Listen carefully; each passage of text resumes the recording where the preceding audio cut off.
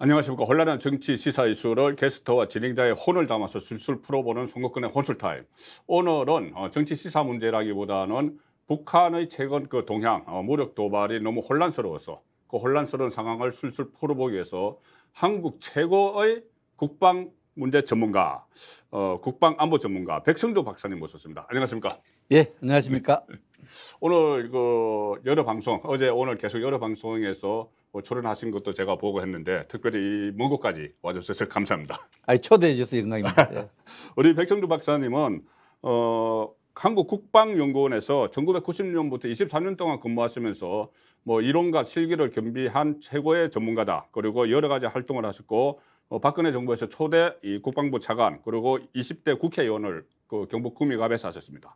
그때도 국방위원을 하셨고 윤석열 경선 캠프에서 안보정책본부장 그리고 인수위에서도 외교안보분과 상임자문위원 이렇게 활동을 하시면서 그러니까 박근혜 정부 문재인 정부 때는 또 국회 국방위원 그리고 윤석열 캠프의 안보정책 국방안보정책의 밑거름을 그린 그런 분이시기 때문에 오늘 과거 정부와 지금 정부의 대응까지도 다 비교를 해서 종합적으로 좀 분석을 하도록 해보겠습니다. 일단 그러니까 오늘도 그렇고 어제도 또 180개의 비행 항적을 식별을 했다. 북한 군용기 180개. 그리고 그 전에 NLL을 넘어오는 그런 미사일도 쐈고 또 ICBM도 계속 쏘고 하는데 이 부분에 대해서 어떤 방송에서 그 백성주 박사께서 준비된 도발이다. 또 협박이다. 이렇게 표현을 하시는데 왜 지금 시점에 이런 도발을 한다고 보시는지. 예, 그 북한의 도발은 상당히 준비된 도발이라 이렇게 제가 말씀드린 이유는 이것이 어느 날 갑자기 이렇게 한 것이라기보다는 처음에 9월 9일에 북한이 핵무기를 선제적으로 사용할 수 있다, 마음을 먹여 사용할 수 있다 이런 것을 법제화를 발표하고 나서 그렇죠. 그렇죠? 예. 이제 그걸 믿고 이제 핵무기 법제화 도발이 예. 굉장히 좀 대담해졌어요. 예. 이전에 우리가 정전협정 체결 이후에 북한이 미사일을 사용해서 예. 사실상의 우리의 영해라 볼 수 있죠. 물론 국제법이 정하는 12헬이 27km는 아니지만은 거기보다 조금 57km니까 좀 떨어져 있지만은 배타적 경제 수역을 기준으로 보면 우리 사실상 영해에 이렇게 우리 사실상 영해에 그 미사일을 사용해서 포격을 했어요. 탄작점을 했는데 이것도 또 울릉도를 겨냥해서 울릉도로 날아가다 중간에 떨어졌는데 그렇죠.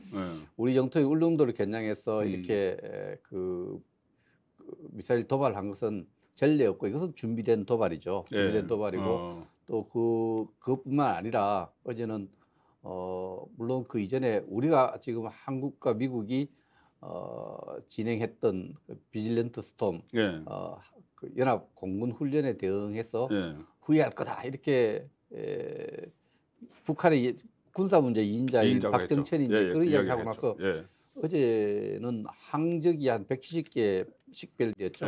항적이란 말이 우리 일반 국민에게 굉장히 어려운데 소티라 해서 한반도에 뜨는 이 비행 물체를 다 우리 그 스크린 다 잡습니다. 뜨는데 이제 평소보다가 170개 떠서 180개. 그럼 180대의 비행기가 떴다는 이야기하고는 좀 다르네요. 다르죠. 항적이 이제 그 나타났다는 것은 그 박정천의 발언과 연결시켜 보면은 어떤 국지 도발을 준비하고 있는 것이 아닌가 이런 섬찟한 느낌이 들죠. 그런 도발을 하고 있기 때문에 북한이 도발을 계속하고 있습니다. 도발을 일으킨 이유는 일단 첫째는 한반도의 긴장을 고조시켜서 고조시키는 것이 긴장이 고조되는 것이 북한이 지금 대남 전략 또 대외 전략을 만들어가는데 유리하다 이렇게 판단한 거죠. 이 긴장이 높아질수록 유리하다 이렇게 판단을 하고 있는 것 같고 또 다른 측면에서는 굉장히 북한이 지금 국제적 고립을 해서 굉장히 어려우니까 경제적으로 어려우니까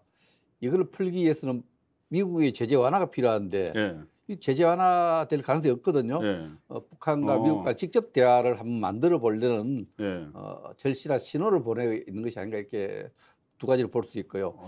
우리나라의 국내 정치와 관련해서 보면은 지금 우리가 이태원 비극으로 인해서 굉장히 고통받고 있지 않습니까? 이 고통을 받고 있는데 일부에서는 고통을 외면하고 뭐 반인륜적인 도발이다. 근데 북한은 네. 원래 그런 집단이에요. 우리가 혼란스럽고 힘들 때 그때 도발하는 겁니다. 저는 그 이태원 참사가 났을 때 비극이 생겼을 때 북한 도발이 가중되면 더 힘들겠다 생각했는데 네. 실질적으로 이 도발을 통해서 우리 사회를 분열시킬 수 있다고 생각하고 있는 것 같아요. 네. 왜냐하면 도발을 자꾸 긴장이 고조되면은 국민들이 평화스러운 걸 좋아하지 않습니까? 네. 기본적으로 네. 긴장이 고조되면은 북한이 도발을 긴장을 고조시키는데 일부의 어떤 정치 세력하고 일부의 시민단체들이 좌파 시민단체들이 이거 윤석열 정부 들어서서 긴장이 고조됐다. 윤석열 정부의 책임을 전가할 수 있어요.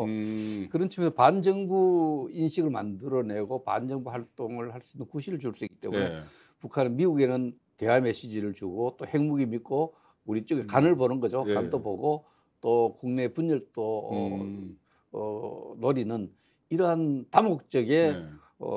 그 긴장 고조 네. 프로그램을 작동시키고 있다 이렇게 볼 수 있어요. 그러니까 그런 다목적이 있기 때문에 여러 가지 목적을 뭐 남한 사회에 대한 영향 또 미국을 협상장으로 끌어내는 그 목적 이런 여러 가지가 있기 때문에 그 보도에 따르면은 뭐 하루에 쏜 미사일이 뭐 7,500만 달러에 달해서 뭐 북한이 1년 중국에서 쌀 수입하는 것과 같아 이런 식으로 이 대량 뭐 투자를 막 하고 있는 거죠. 투입을 하고 있는 건데 그러면 최종 목적이 이 미국과의 직접 대화라고 보시는 건가요? 그러니까 김정은 위원장이 그때 그런 문건이 하나 나왔죠. 그때 문재인 정부 때도 문재인 대통령과는 우리 안 한다, 뺀다. 그때 트럼프와만 하겠다 이런 건데 그러면 우리 그러니까 윤석열 정부에서 그 제시한 담대한 구상 이런 것은 전혀 그 생각이 없고 미국과 직접 대화를 원하고 있는 건가요? 그렇습니다. 그 말씀하시는데 문재인 대통령이 사실은 이 부분에 대해서는 굉장히 좀 뭐랄까 부끄러워야 될 부분이에요. 예. 그게 2018년 9월 18일에 그 평양에서 정상회담을 하고 여러 가지 합의를 네. 만들어서 축제 분위기, 한반도에 새로운 시대가 열렸다 이렇게 하고 있는데 네. 그 최근 문서를 보면은 3일 뒤에 네. 김정은이 그 당시 트럼프 대통령한테 개인 레터를 보내요. 그렇죠. 편지를 네. 보내요. 그래서 왜 좀 빠졌으면 좋겠는데 왜 자꾸 그러는지 왜 모르겠다. 문재인 대통령이 우리 북한과 미국 간의 이게 핵 문제나 네. 이런 문제 자꾸 끼어들렸는지 모르겠다. 그때는 표현을 좀 각하라서요. 네. 그래서 네. 그 트럼프 각하하고만 이야기하고 싶다. 그 이야기가 있었죠. 패싱했죠. 네. 완전히 네. 기망하고 그랬는데 네. 그 어떻게 보면은 북한은 지금 굉장히 고통스러운데 네. 고통스러우면서 하고 싶은 일은 굶어 죽어도 핵 보유 국가는 되고 싶다. 네. 핵 보유 국가를 인정받고 나서 또 이 제재는 네. 풀고 싶다. 제재를 풀어서 경제적으로 이득도 좀 취하고 싶다. 이런 목적이 있는데 이것을 대한민국 정부하고는 네. 안 된다. 네, 안 합의해도 된다는 미국의 그게 없이는 대북 제재 완화가 안 된다는 문재인 알기 정부 때 때문에 다 느꼈겠죠. 그걸 절실히 느끼기 때문에 지금은 어쨌든 미국과의 직접 대화를 조금 절실하게 느끼고 있죠. 그 메시지를 계속 보내고 있는 거예요. 그래서 미국에 대한 메시지네요. 이제 국내적으로는 우리를 조금 간보고 있고 윤석열 정부가 어떻게 대응하는가를 보고 새로 들었었으니까. 미국과는 직접 대화를 추구하는데 미국 보고 한 메시지는 두 가지죠. 네. 핵 보유국을 인정해달라. 우리는 핵 보유국가가 됐다. 네. 그리고 됐으니까 제재 같은 거 하지 말고 정상적인 관계로 나가자. 정상적인 관계로 나가자. 이렇게 이야기하는데 오늘 제가 재미난 이야기를 처음 이야기 드리면은 역사적으로 보면은 파키스탄이 미국의 반대도 불구하고 핵을 가진 적이 가졌죠. 그렇죠. 98년에 인도하고 그때 서로 막 인도가 핵을 갖고 있을 때 이제 파키스탄하고 계속 분쟁이 생겨서 파키스탄 전쟁도 있잖아요. 그 당시 비극적으로 최고를 맞은 부토 대통령이 굶어 죽더라도 핵무기를 가져야 되겠다. 인도에다 스트레스를 받아서. 인도라는 큰 나라와 이제 싸우다 보니까. 그래서 그 파키스탄이 핵무기를 가지니까 미국에서 굉장히 제재를 했어요. 98년도 핵실험을 제재를 했는데 근데 파키스탄이 굉장히 국가적으로 보면은 운이 좋아요. 제재가 시작됐는데 9.11 테러가 났잖아요. 9.11 테러가 나니까 미국이 아프가니스탄하고 전쟁을 해야 돼요. 이 전쟁을 하려고 하니까 파키스탄의 도움이 필요한 거예요. 그렇죠. 그 파키스탄 제재를 풀고 무려 330억 달러를 경제 지원을 했어요. 핵실험하고 330억 달러를 벌어서 경제 문제를 해결했던 야, 예. 파키스탄 그 돈을 또 탈레반한테 주고 이랬어요. 그래서 미국에 여러 가지 어려움을 줬는데 예. 제가 2012년에 예. 박근혜 정부가 출범하기 1년 전에 예. 제가 스웨덴 스톡홀름이라는 도시에 가서 예. 북한 학자들하고 1박 2일 회의를 한 적이 있어요. 음. 그때 북한 학자 그때 태용을 만나신 그거는 아니에요? 이태리 다른 회의고요. 데고. 아. 그 2012년 가을에 그 갔을 때 그 지금도 북한에서 중요한 역할을 하고 있는 그 친구였는데 백 박사님 우리를 왜 파키스탄처럼 인정 못 받습니까? 핵 보유국으로 인정받으면서 경제 제재 완화하고 경제 지원을 못 받습니까? 파키스탄처럼 되고 싶다 했는데 지금 북한이 원하는 그 양반 이름 뭔데요? 네? 이름은 이야기 못 하시고. 이름은 제가 이야기할 수 없죠. 알겠습니다. 그 신호는 문제가 있으니까. 북한이 원하는 게. 예. 그래서 말하자면 북한은 지금 핵 보유국가로 인정을 받고 싶고 군사적으로는 이거 미국하고 핵을 가지고 가야 되면 상대하자. 그러고 그 핵 군축 회담하자. 그렇게 하면서 미국의 이야기를 약간씩 들어주면은 미국이 여기에 대해서 경제 지원을 해주고 제재 완화를 해달라.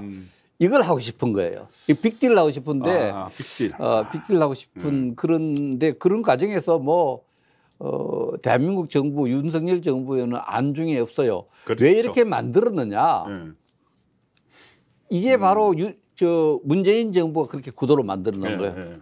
북한으로부터 도와주면서도 무시받는. 그렇죠. 그런 상황에서 북한이 윤석열 정부를 그래 만들고 싶은데 윤석열 정부는 그렇게 안 가죠. 그런데 그렇죠. 이제 차이가 있는 거예요. 그래서 이제 북한이 궁극적으로는 북한 체제가 미국에 대해서 직접 대화를 통해서 뭘 얻어내고 싶은 거기에 모든 체제의 어떤 의지가 있는 거예요. 근데 파키스탄 모델은 좀 어려울 것 같은데 그때는 9.11 테러가 있었기 때문에 그 전쟁 기제로 삼기 위해서 아프가니스탄과 전쟁하는 전쟁 기제로 삼기 위해서 그렇게 했던 거죠. 주요 보급로도 되고 그렇죠. 예, 그렇습니다. 근데 지금 북한이 그런 계기가 있을지 그런 것은 그러나 2012년에 그 북한 학자는 그 파키스탄 같은 대우를 받고 싶다고 그 이야기를 재미있는 이야기네요. 오늘 처음 방송에 내가 처음 한 이야기예요. 이거 제가 제목으로 뽑겠습니다. 그렇네요. 그게 본인들의 속내가 그대로 드러나 있네요. 그럼요. 그때 속내로 드러나 있죠. 그러면 그런 것을 관철시키기 위해서 지금 도발 강도를 더 넓혀갈 가능성이 있겠네요. 국지 도발 말씀하셨는데 국지 도발이라면 일종의 국지전 가능성. 이 부분은 이제 전면적 충돌을 피하면서 상대방에게 일정한 범위에 일정 수준의 피해를 강요하는 것을 국지 도발이라 그래요. 전형적인 게 연평도 포격이죠. 그게 2010년 11월 23일이죠. 날짜 기억 못 하시죠? 날짜는 기억 못 우리는 이쪽에 분자만 평생 하니까.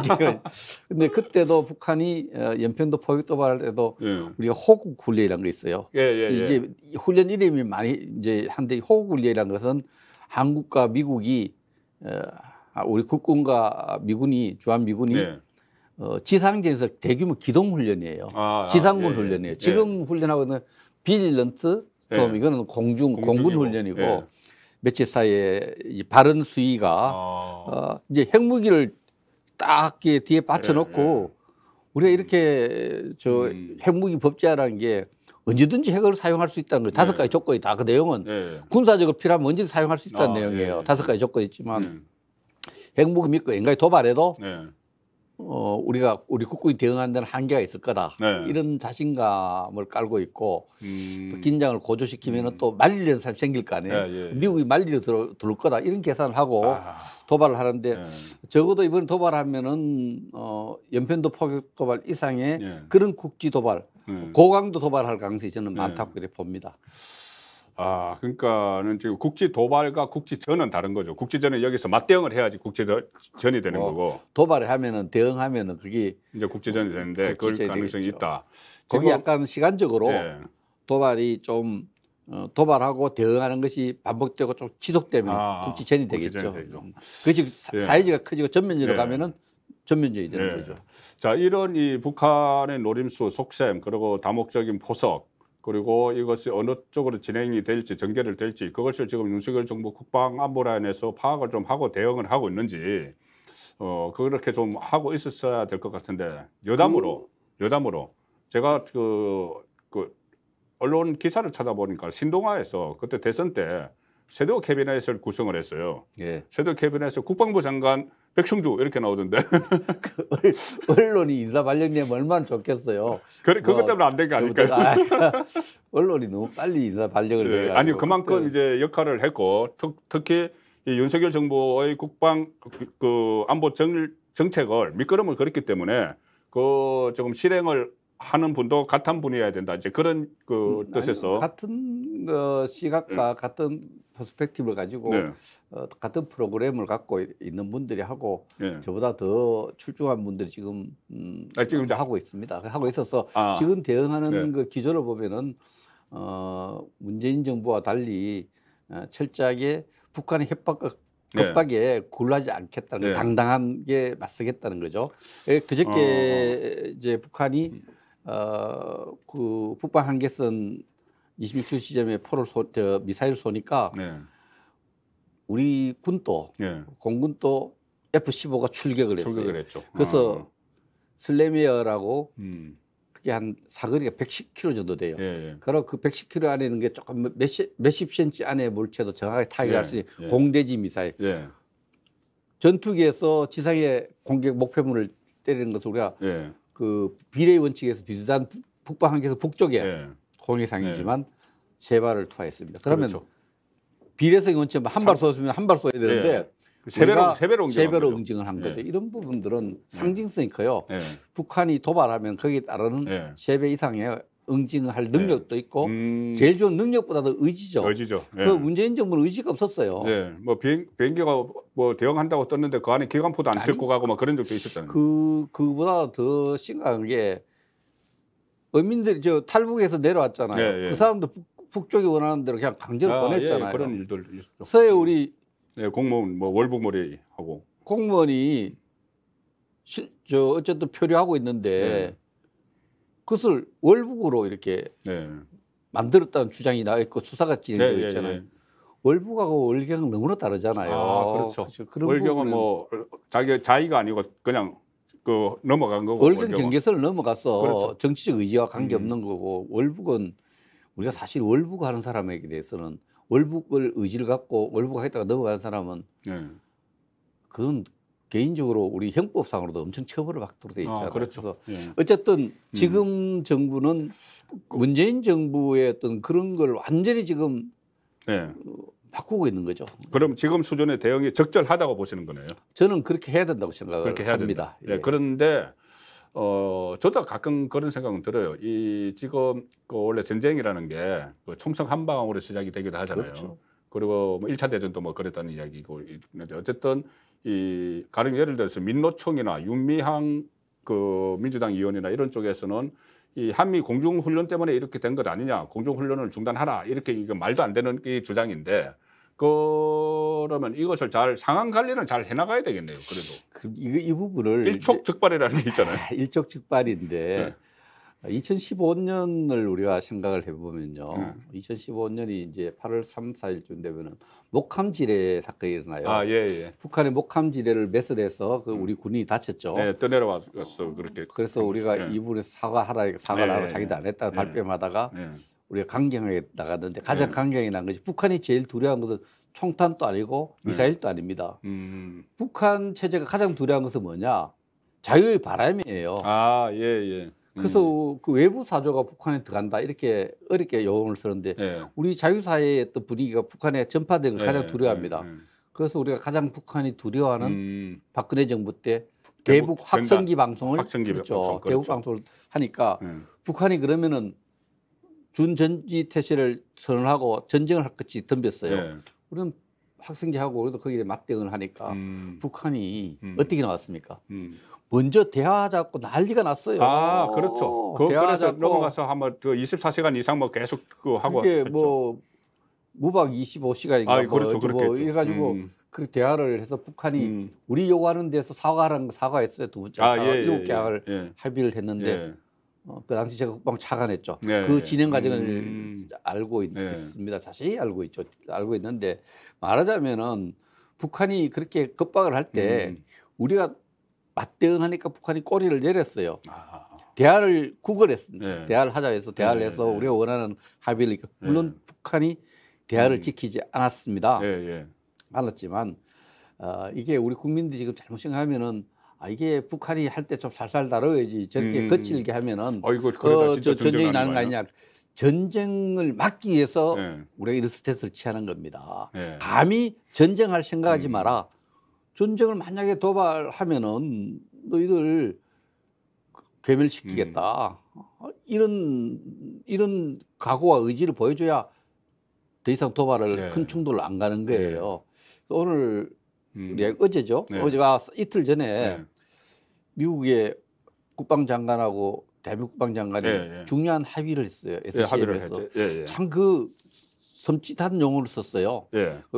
어떻게 보면 외교적이지 않은데 네, 어떤 이거는 거죠? 교전할 때 네. 상대국 지도자에게 할 말인데 어떤 말을 썼냐면은 북한이 네. 미국이나 동맹국 한국을 얘기해요. 네. 대한민국을 핵무기를 사용해서 공격하면은 핵무기를 사용하면은 the end of the regime 김정은 정권의 체제의 종말을 보게 될 것이다. 그렇죠. 체제의 종말을 만들겠다. 예, 예, 예. 미국과 한국은 그런 능력이 있다. 오스틴 국방장관이 했네. 그렇죠. 예. 오스틴 장관이 그것이 그 외교 문서 성격인 한미 연례 그 안보 회의에 그 공동성명에 담아져 있어요. 예, 예, 맞습니다. 예. 이런 부분이 그나마 미국과 대한민국이 전쟁을 하기 위해서는 아니죠. 예, 그렇죠. 핵무기를 사용할 생각도 하지 마라 예. 하면 너도 체제 종말이 갈 거다. 예. 이런 메시지 우리가 이렇게 강한 스탠스를 국민들이 잘 이해를 해야 돼요. 예. 이것만이 평화를 진정한 평화, 단단한 평화를 만들기 위한 거지 전쟁을 유도하기 위한 것이 아닙니다. 네. 그러니까 지금 말씀하신 것처럼 북한이 지금 가장 두려워하는 것은 정권이 무너지는 거죠. 김일성 그렇습니다. 왕조가 무너지는 거니까. 왜 자유사조 네. 들어온 걸 두려워하냐? 그러니까. 정권이 붕괴될 가능성을 두려워하기 때문에. 그때 박근혜 정부 국방부에서 그 공격 포인트를 제대로 잡아서 학생기를 한 거고. 가장 고통스러워하는 학생들이 그렇죠. 했었죠. 한 거고. 그러니까 총알 한 방 안 쏘고 그걸로 한 거고. 오스틴은 그 정권 몰락을 또 이야기하면서 핵 공격하면 정권이 몰락될 것이다. 가장 아픈 것을 또 찌른 그렇습니다. 네. 핵을 만지면은 네. 손을 비틀든가 네. 그 레짐을 보면 이제 미국이 최근에 문서에 전략 문서에 보면은 핵 태세 검토 보고서나 예. 국방 전략 문서에 보면은 컨트리 나라가 아닌 예. 북한 국가를 붕괴시킨 게 아닌 그 체제 레짐을 붕괴시키겠다 이렇게 레짐이라는 이야기했죠. 표현을 썼네요. 그래서 그러니까는. 그 문서에 담아내고 있어요. 이 부분은 네. 이제 북한에 대해서 네. 핵무기를 언제든지 사용했다고 자기들이 먼저 법을 만드니까 네, 네. 그 법에 대해서 우리는 어떻게 대응할 것이냐. 핵무기를 만지작거리면은 네. 그 레짐을 정말 디엔드를 만들어내겠다 이렇게 하고 있죠. 이런 것은 다 막기 위한 거다. 평화를 위한 거다. 이렇게 국민들이 이해하면 되겠습니다. 실제 상황으로 가지 않고 실제 상황을 막기 위해서 실제 상황을 가상을 해서 계속 적의 아픈 곳을 때리는 그런 거네요. 그렇습니다. 지금 그렇게 되면 이게 북한 입장에서는 정권을 지키려면은 또 앞으로 계속 핵을 어떻게 가지고 위협을 해야 되는지 이거 굉장히 계산을 많이 할 텐데 지금 7차 핵실험 이야기가 많이 나오거든요.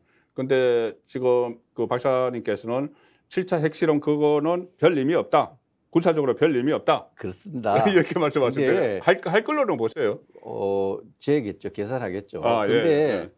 핵실험은요 한 6번 하면 막 이제 핵실험을 왜 하느냐? 예. 핵실험을 왜 하느냐? 핵탄두를 만들기 위한 거예요. 예. 왜 여러 차례 하느냐? 핵탄두가 처음에 실패했을 때 예. 기술적으로 좀 보완하기 위한 거고 예. 또 핵무기 종류가 여러 개 있어요. 위력이 좀 작은 데서 위력이 큰 그 핵무기를 탄두를 만드는데 그런 걸 6번 하면서 거의 완성시켜 버렸어요. 그러니까 7번 하면 그걸 핵무기를 좀 더 좀 소형화 또 하고 또 다종화 종류를 다양하게 하는 실험되지만 핵탄두를 핵무기 보유에 필요한 핵탄두는 이미 6차례 개발했다는 거죠. 그래서 7차례나 8차례나 9차례나 핵무기 국가가 되는데 보유국가 되는데 별로 의미가 없는 거예요. 더 이제 저 정밀해지고 뭐 그런 기술적으로 더 보완되는 부분이 물론 그것도 의미는 있지만은 핵 보유 국가로 주장하는 데는 우리가 평가하는 데는 큰 의미가 없다 이런 의미죠. 그럼 일단 북한이 지금 핵실험을 할 거냐 말 거냐는 조금 전에 말씀드렸던 이전에 말씀드렸던 미국과의 협상 레버리지로서 협상 지렛대로서 핵무기 안 하는 것이 유리한가? 예, 예. 아, 핵실험 안 하는 것이 유리한가? 예. 핵실험 하는 것이 유리한가를 아, 머릿속에 재는 거예요. 예. 그럼 1월 달부터 핵실험할 준비는 다 해놨는 거예요. 김정은은 계속 판단하는 거죠. 그뭐 하루에 바이든 중간 선거 뭐 이것까지 그렇다 해서 염두에 두고. 핵실험 하면은 미국하고는 완전 척을 지어야 되잖아요. 예, 예, 예. 핵실험하게 되면. 그럼 핵실험하면은 긴장이 고조되고 예. 또 달게 들 수 있는 부분이 있잖아요. 그래서 김정은은 핵실험하는 것이 북미 협상이 유리하냐, 핵실험하지 않는 것이 예. 북미 고위급 회담을 유도하는 데 예, 유리하냐, 예. 요 머릿속에 이제 그런 예. 계산을 하고 있다 봐야죠. 예. 그래서 핵실험 판단은 뭐 우리 국가정보원이 뭐 10월 16일 이후에 할 거다. 네. 김정은 머릿속에 들어갔으면 어찌 알겠어요. 물리적 준비는 다 돼 있다는 걸 판단한 거고 언제든지 할 수 있어요. 네. 할 수 있는데 김정은의 그런 계산이 아직 끝나지 않았다. 끝나지 않았다. 그래서 아직 언제 할지 모른다. 바둑을 뜨면 할지 아직 안 할지. 어디에 놓을지 아직 계산 안 한 거죠. 착점을 안 하고 있는 거네요. 그렇죠. 들고 수일기만 계속 하고 수일기하고 돈을 예, 들고 있는 착점은 거죠. 안 하고 있는 그렇습니다. 상황인데. 그렇게 봐야죠. 자, 지금 그 핵 이야기 하면 계속 ICBM을 전제로 해서 미국과 북한 관계처럼 이야기하는데 북한이 핵을 가지면 우리가 머리에 이고 살아야 되잖아요. 그렇죠. 머리에 이고 살아야 되는데 그러면 우리도 뭔가 대응책을 마련해야 되는데 그래서 조금 전에 말씀하신 그 안보 협의회에서도 그 미국의 전략 자산을 필요할 때 적시에 조율된 방식으로 전개한다 뭐 이런 합의도 하고 했는데 지금 여러 가지 그 방안이 나오지 않습니까? 자체 핵 개발 아니면은 전술핵, 미군의 전술핵 재배치 또는 그 미군의 핵 추진 항공모함을 이 동해상에 띄워서 감시 체제 뭐 여러 가지 이야기가 나오는데 어떤 방향으로 이 일종의 핵 우산을 쓰는 건데 어떤 방향이 가장 좋다고 보십니까? 그 북한이 핵을 가진 거지 군사적 차원 핵을 가진 거죠. 예. NPT 체제로는 5나라만 핵을 가진 걸 인정해줘요 외교적으로. 네, 그렇죠. 예, 예. 그래서 북한이 핵을 가지니까 우리 국민들이 와 이게 놀랍고 네. 공포스럽잖아요. 네. 핵무기라는 위력이 오늘 용산 이야기를 해서 조금 죄송합니다. 용산에 네. 미군들이 있고 미군 기지가 있잖아요. 네. 미국 CIA가 1998년에 용산에 핵 시뮬레이션을 해봤어요. 아, 이제 500m 상공에서 핵무기가 터졌을 때 가장 피해가 커요. 예. 그게 한 15킬로톤 되는 표준형 핵무기를 용산 상공 예, 예. 500m 상공에 떨어뜨렸을 예. 때 얼마나 많은 인명 피해가 올 음. 건가를 재보니까 10km 반경 안에 생명이 우리 많은 사람이 아. 다치게 되는데 예. 60, 엄청나네요. 그 당시 인구 유동성과 이렇게 봤을 때는 62만 명이 죽음에 이른다. 사망자가 62만, 사상자가 아니고. 그 이런 공포스러운 핵무기가 있으니까 예. 우리 국민들 걱정할 거 아닙니까? 걱정하죠. 그래서 핵무기가 북한이 핵을 갖고 있으니까 우리 어떻게 대응할 것인가? 예. 우리도 핵 개발하자. 예. 또 미국 핵 전술 핵무기 갖다 놓자. 또 확장 억제 개념 속에 들어가는데 미국이 여러 가지 전략 자산들을 그 핵무기를 사용할 수 있는 전략 자산을 좀 상시적으로 갖다 놔야 네. 좀 마음이 들겠다. 예. 나토식도 뭐 핵 예, 예, 이건 그 좀 이야기가 어렵습니다만은 이런 네 가지 정론을 가지고 예. 공포의 균형을 만들자. 공포의 균형. 이 공포의 균형은 심리적 공포감이라는 게 공포라는 게 심리적 용어잖아요. 예, 예, 예. 내가 공포를 느낀다. 심리적 예. 균형인데 상대방이 핵을 갖고 있으면 예. 공포감을 우리가 핵을 가지면서 상대방에 공포를 주잖아요. 예. 그 공포가 저도 대처하고 있는 국가끼리 저쪽도 공포감을 갖고 우리도 공포감을 가지면 공포의 균형을 이어서 예.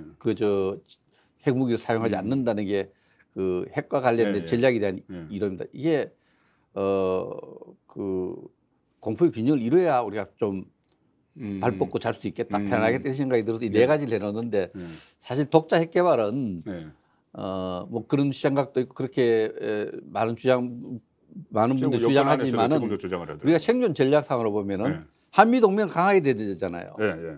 한국과 미국의 동맹관계 강화돼야 된다는 주장을 또 그렇게 발전시켜 나가는데 예. 핵을 가진다고 하면은 아. 한국과 미국의 갈등이 생기잖아요. 그렇죠. 전면적 갈등이 생겨요. 그리고 우리나라 제재 받잖아요, 또. 박정희 씨 그렇기 때문에 네. 경제 문제도 대의존으로 그 문제가 있어서 핵을 직접 개발하는 데는 기술적으로 큰 문제가 없는 것 같아요. 아, 예, 그러나 예. 이게 그 한미 관계 또 예. 생존 전략에 또 대외 경제 의존도로 국가로서는 조금 부담이 되는 결정이 네, 이거 됐어요. 일단 그 제외. 대통령이 신중할 수밖에 없고요. 예.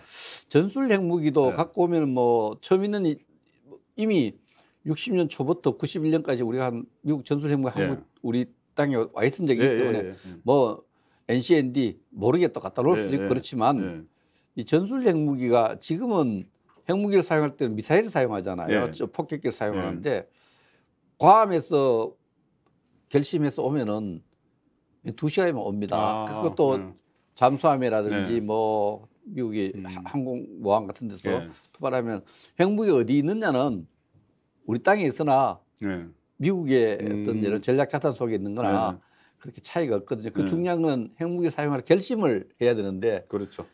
미국이 갖고 있는 핵무기 결심은 누가 하느냐? 미국 대통령마다 되어 있어요. 의논은 누가 하고 하느냐? 미국 국방부 장관과 합참의장 이 세 사람이서 결정을 하는 거예요. 그러면 미국과 전술 핵무기 반입 이런 보다도 사실은 미국과 가깝게 지내야 돼. 지도자 간의 신뢰가 있어야 돼요. 그래서 의사결정에 있어서 우리가 한나라에서 북한이 핵무기를 사용할 임박하니까 우리 선제적으로 제압해야 된다. 이렇게 했을 때 그걸 받아들일 수 있는 메커니즘 이런 것이 필요하죠. 전술 핵무기보다는 핵무기를 우리 쪽에 가까이 갖다 놓은 것보다는 미국 대통령 마음을 우리 서울에 가까이 갖다 놓는 게 중요하다는 거예요. 중요한 말씀이네요. 그게 굉장히 중요하고 그래서 전술 핵무기 문제는 그런 식으로 좀 이해를 하면 될 것 같고요. 그래서 전략자산 전개는 오늘 그저께 한국과 미국의 그 국방장관 회담에서 상당 부분 합의했죠.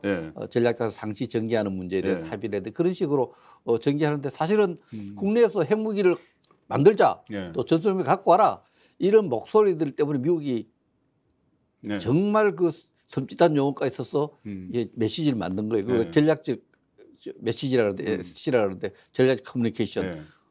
북한이 핵무기에 손대고 핵무기를 사용하려고 하면은 체제의 종말을 보게 될 것이다. 이게 다 우리가 그런 영향 속에 있는 거예요. 그래서 이 확장 억제가 지금으로서는 확장 억제를 중심으로 하고 그러나 종이 또 미국이라고 다 믿을 수 있습니까? 그럼요. 그 유럽도 그걸 못 믿어서 프랑스는 독자적으로 핵무기를 만들고 핵을 했기 때문에 정이 우리가 핵이 필요할 때가 있으면은 국가가 결심했을 때 그 결심을 좀 앞당겨서 달성할 수 있는 리드 타임, 소요 시간, 핵무기를 결심해서 핵무기를 만들 수 있는 걸리는 시간을 좀 좁히는 그런 정책은 필요하다 이렇게 봅니다. 어쨌든 이 뭐 종합적으로 어쨌든 우리 국민 생명을 지키고 우리에게 국익이 되는 방향으로 그 전술 핵 배치라든가 이거 뭐 개발이라든가 아니면 전략 자산 전개 이 중에서 좀 선택을 해야 되는데 제가 여담으로 하나 말씀드리면 제가 80년대 초에 포병으로 근무를 했어요. 그런데 155mm인데 그때 우리가 핵투발 훈련이라는 걸 나갔어요. 가끔 가다가. 핵투발 훈련을 그때 그러니까 그 전술 핵이 배치가 돼 있었다는 이야기죠. 그러면 우리가 가서 참호도 파고 딱 저 대포 방열해 놓고 있으면 조금 있다가 미군들이 찝차를 차고 쫙 들어와요. 그럼 우리는 뒤로 빠져요. 뒤로 빠지고 그 해놓은 걸 미군들이 다 점검을 하고 하는 거예요. 그러니까 결국 그 미군 거예요. 그 우리나라 거 아니고. 그러면은 그것을 그 미군이 뭐 한반도에 가지고 있으나 뭐 괌에 가지고 있으나 그것을 쓰는 사람, 그러니까 미국 대통령의 마음을 사야지 그걸 꼭 한국에 갖다 놔야 되느냐, 뭐 그런 말씀입니다. 한국에 창고에 갖다 놔도 미국 대통령이 승인하고 결심하지 않으면 사용하지 못하는 문제. 그렇죠. 그런 문제인데 오늘 굉장히 중요한 말씀하시는데 군 생활에 핵투발 훈련하는 부대에서 포병 훈련했다는데 155mm. 방송 나가도 돼요? 그거 뭐 지금 다 철수했잖아요. 철수했죠. 철수했는데 핵무기 본 적 없죠? 본 적은 없죠. 그러니까 우리가 다 해놓으면 미군이 와가지고 다 점검하고 한다니까요. 핵무기 볼 수 있는데 딱 한 군데 있어요. 북경에 가면은 베이징에 가면은 베이징이 지하에 견학구가 있는데 그 지하에 군사 박물관을 만들어놨어요. 박물관 가면 정말 핵무기 실제 모형을 이렇게 딱 볼 수 있어요. 그렇구나. 영화에서 그 뭐 핵무기 이런 거 하고 뭐 사진으로 볼 수 있고 그런데 실제로 이렇게 볼 수 있는 모형을 볼 수 있습니다. 알겠습니다. 오늘 이 상당히 이 어떤 우리가 전략적으로 이 문제에 접근해야 될 북한의 핵 그 미사일 도발에 전략적으로 접근해야 될 말씀을 많이 쭉 종합을 해줬었는데 외교안보 문제는 이 하나만 더 여쭤볼게요. 지금 이것이 정치적으로 막 이용이 되거든요. 특히 이번에 이재명 대표가 뭐 한미일 그 일본이 끼어든 데 대해서 우길기 이야기를 나오고 과거에 뭐 죽창가처럼 막 그렇게 나왔는데 일본이 그 이 삼각 그러니까 한미일 3개국이 공동으로 그 전선을 형성할 필요가 있는 건가요? 과거는 다 접어두고 지금 해야 되는 건가요? 뭐 안보 이슈에는 초당적이어야 되고 정파 사회 없어야 되는데 네. 모든 국가의 안보가 주요 정치 이슈입니다. 아, 예, 예. 그 아프간 전쟁을 계속할 것이냐 중단할 것이냐, 월남전을 계속할 것이냐 중단할 예, 것이냐, 예. 뭐 주요 정당 간에 그런 대외 정책 차이가 있을 수 있죠. 그러나 지금 그 한미일 안보 동맹하고 한미일 안보 협력은 좀 다릅니다. 얼라이언스 동맹 개념은 네, 공통의 적이 하나 설정되어 있는 거죠. 한미 동맹은 적이 공통의 적이 예. 그 휴전 상태, 교전 상태 북한이죠. 그렇죠. 그래서 한미일 간에는 지금 저 얼라이언스 개념이 아니고요. 동맹 개념이 아니고 공통 적을 둔 개념이 안보 협력 개념이죠. 아, 북한이 미사일 쏘면은 네. 미사일에 대한 정보를 음. 일본이 갖고 있을 수 있고 우리도 갖고 있을 수 네. 있고 이런 정보를 하는 거죠. 88 올림픽 놔두고 그 북한의 그 대한항공기 격추 사건 아시죠? 아, 예, 예. 기억납니까? 예. 또 소련이 그 LA 올림픽 앞두고 예. 또 우리 대한항공 격추한 사건 그렇죠. 아시죠? 그때 중요한 정보들을 우리가 일본한테 얻었어요. 아, 일본이 그 예. 그 아, 그때 소련- 마이오미 예, 사건하고 소련이 예, 소련이 블라디보스토크 쪽에서. 소련이 예. 그 전투기와 소련 군사 기지와 교신하는 내용들 예. 그 대한항공이 여기 갈 때 예, 그 예, 일본이 그걸 잡아서 소련이 처음에 안 쏟다 그랬잖아요. 예, 예. 그걸 그렇죠. 잡아내는 거. 예, 맞아요. 그래서 나중에 그 정보 협력이란 부분은 필요하고 제가 그래서 한국과 미국, 일본의 그 군사 정보 교류 협정을 네. 제가 일본 차관, 미국의 부장관 제가 서명 당사자입니다. 네. 정보 교류 협정 서명도 한 적이 있고 예, 예. 안보 협력은 필요하죠. 지금 비질런트 스톰이라는 이 한국과 미국의 공군 훈련을 하는데 거기에 전개되는 미군의 전투기는 일본에 있는 미군 기지에서 발진을 아, 오키나와에서 거기다 오키나와 다른 기지입니다. 아, 다른 기지가 있나요? 예. 기지가 많죠. 네. 근데 지금 그 유엔 사령부가 한국 전쟁 때 만들어졌는데 그 후방 기지들이 네. 일본에 있습니다. 그 한반도 유사시에 네. 미군과의 한미 동맹이 작동해야 되잖아요. 네. 한미 동맹이 작동하는 가운데 다른 국제적 협력, 네. 그 일본과의 정보 협력 이런 부분들은 네. 전쟁의 승리를 하는 게 목표잖아요. 네. 이겨야 되잖아요. 네. 그럴 때 정보 협력 부분이나 또 여러 가지 안보적으로 협력해야 될 부분이 있기 때문에 네. 지금 북한 핵에 대비하기 위해서 한국과 미국, 일본이 협력하는 것을 가지고 친일 국방이라 하는 것은 네. 잘못된 거죠. 네. 그 정말 그 안보 현실에 알고도 일부러 그렇게 뭐 정치적 정치 이유가 목적인 이렇게 이슈로 해서, 하는 그럴 건지 수가 있죠. 어쨌든 한국과 미국, 일본의 그 안보 네. 협력은 역사적 트라우마를 넘어서 미래지향적으로 협력해야 될 요소가 많고 그렇습니다. 네. 자, 이 안보 문제이기도 하고 정치 문제이기도 한데 지금 그 문재인 정부 때는 그 친북한 정책, 그 유화 정책으로 여러 가지 일들이 있었는데 지금 검찰에서 수사를 하고 있는 게 두 개가 있죠. 강제 북송 그리고 그 탈북, 그러니까 월북몰이 이건데 그런 문제를 포함해서 문재인 정부 때 있었던 그 남북 관계에서 있었던 사안들 이런 것들을 다 지금 검찰에서 규명을 하고 해야 될 필요가 있다고 보시는가요? 그렇습니다. 이전 정부가 안보적으로 약속한 부분을 정통성 가진 그 다음 승계한 정부가 예. 기본적으로 지키는 게 옳죠. 그러나 문재인 정부가 그런 금도를 깨었죠. 예. 한국과 일본 간의 합의에 대해서 예. 문재인 정부가 지소미아 같은 거. 위안부 합의 같은 경우도 예.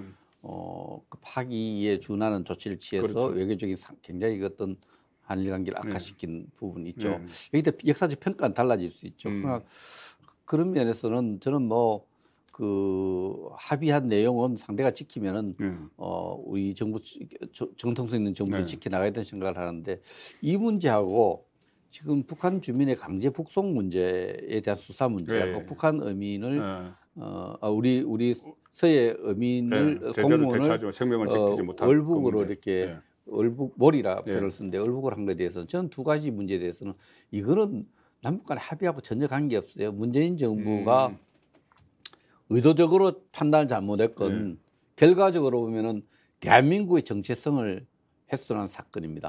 형법을 위반했고 헌법을 위배한 거예요. 그렇죠. 그러면 북한 주민이 헌법상 우리 국민으로 돼 있지 않습니까? 네. 기술 의사를 밝히는 순간 대한민국 국민이에요.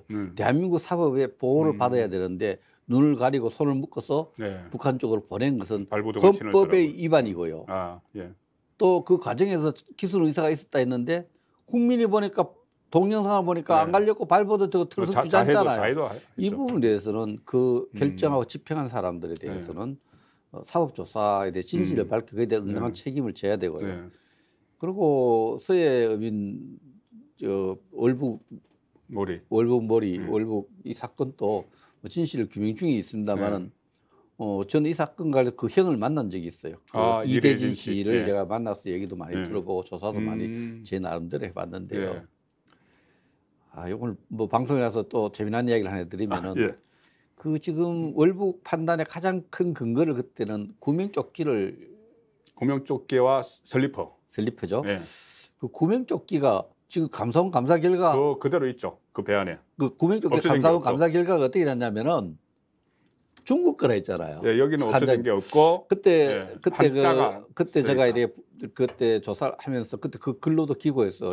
예. 정기적으로 칼럼 쓰는 글을 네. 기고했는데 구명조끼를 전수조사를 한 번 한 것이 아니라 여러 차례예요. 그때. 두 번째 조사해도 그게 네. 전체가 있었는데 세 번째 조사부터 예. 한 개 없어졌다는 걸로 그 결론이 아니 바뀌어요. 그 몇 개 세는데 세는 몇 개 되지도 않은데 세 번이나 조사해서 세 번째는 하나 없어졌다. 예, 그래가지고 그걸 또 조사한 걸 대위로 항구하라고 해갖고 거기에 문제가 있다 생각해요. 예. 그래서 이 문제에 대해서 예. 그 구명조끼 나중에 하니까 이게 또 얼버무리 갖고 처음에 원래 몇 개 쓴지 모르겠다 이렇게 얼버무리는데 이런 부분은 그렇습니다. 제가 그 당시에 군의 실무 장교든 고급 장교든 국방부 장관이든 소신 있는 모습을 보였어야 되지 않느냐.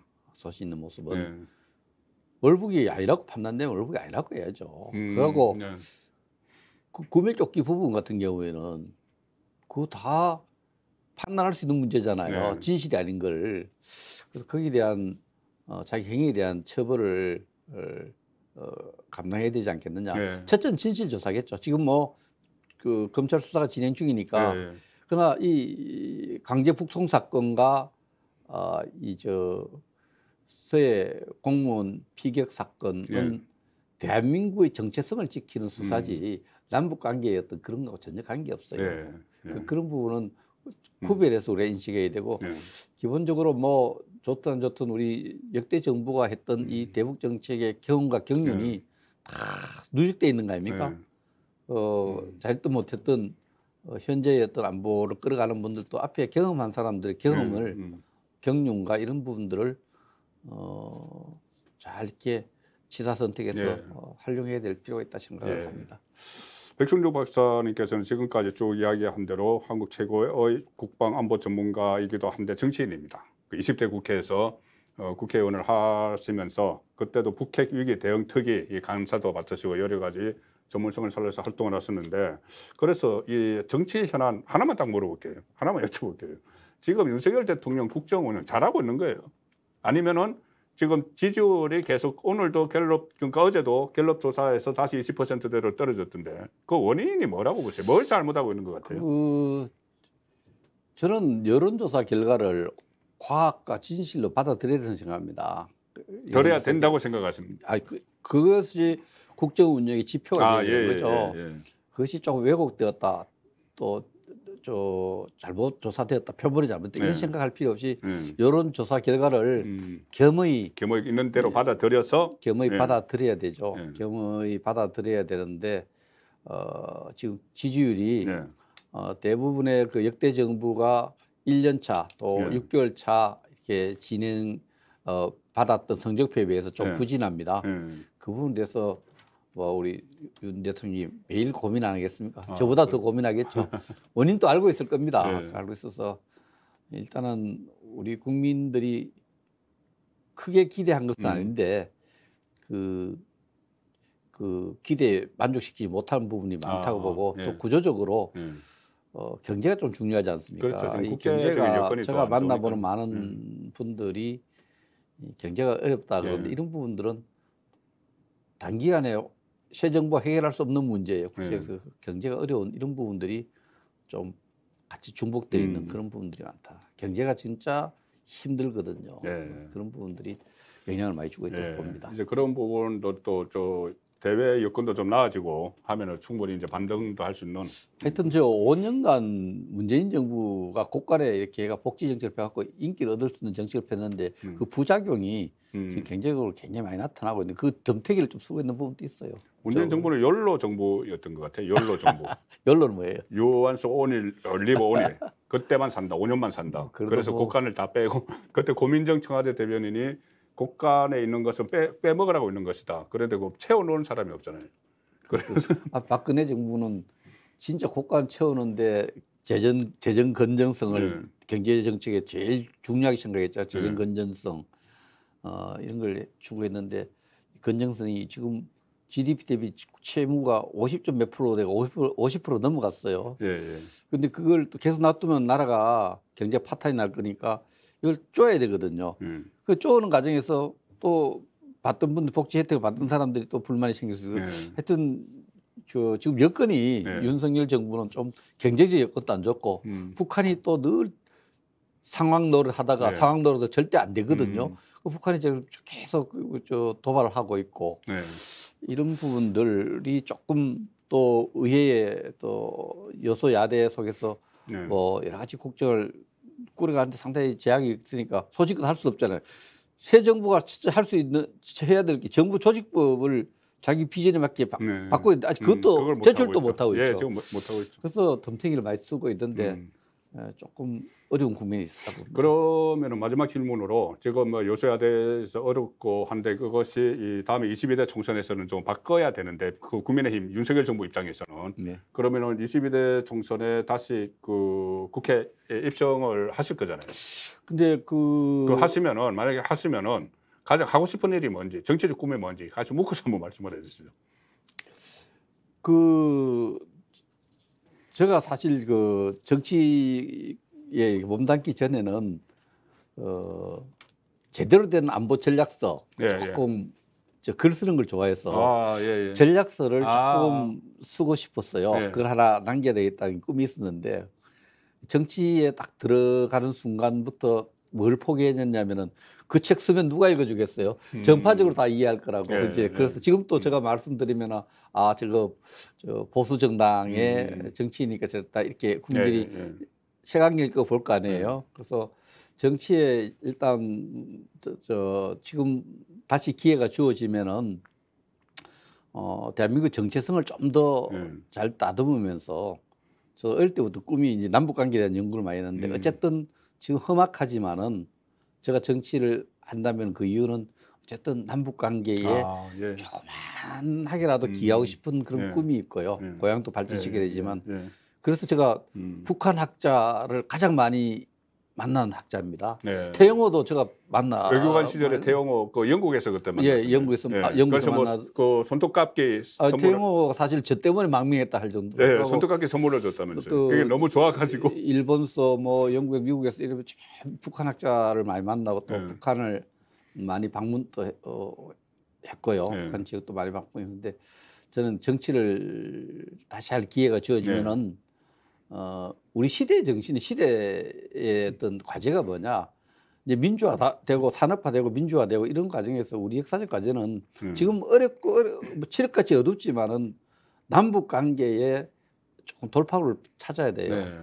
저는 제가 갖고 있는 경험과 용기를 가지고 정치를 세계로 할 기회가 주어지면은 남북 관계 물꼬를 트는데 남북 관계를 발전시키는데 조금 기여하고 싶은 그런 꿈을 갖고 있습니다.